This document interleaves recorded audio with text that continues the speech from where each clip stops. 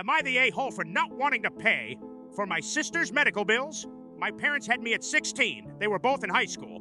After I was born, my father dropped out to work full-time and take care of me so my bio mother could stay in school. Eventually, after finishing high school, she realized that motherhood wasn't for her and left my dad and me.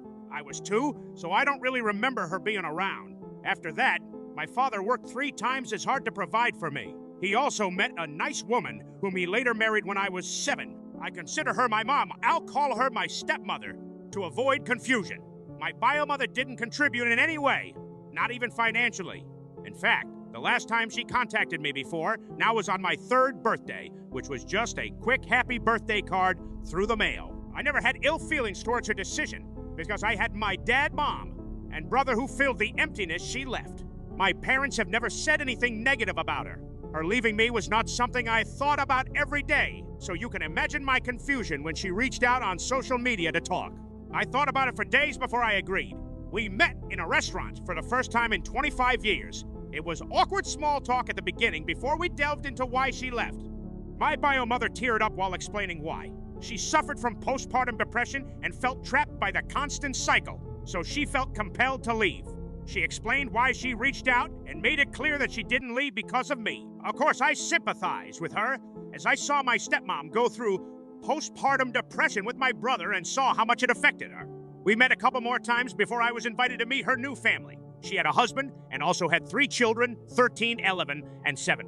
After weeks of this, I had my most recent meetup with my bio mother. She looked distressed while greeting me, so I asked if anything happened. She then explained to me in a quick response that her oldest daughter, 13F, has health issues I won't say what due to how sensitive it is. She explained she needs $25,000 for medication and has accumulated medical bills of $20,000. She asked if I could pay it off.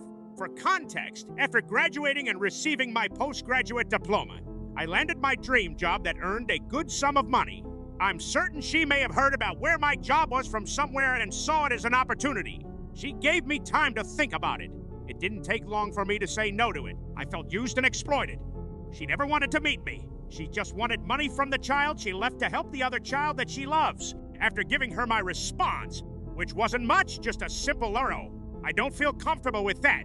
Through text, I was soon bombarded with text messages from her husband telling me what a nasty piece of work I was, followed by more texts from my bio mother about how I'm so cruel for not helping out my sister due to my grudge against her, and then to top it all off, I was getting some messages from family members from her side of the family questioning why I'm being so difficult. So am I really terrible for not paying for my half-sister's medication and medical bills?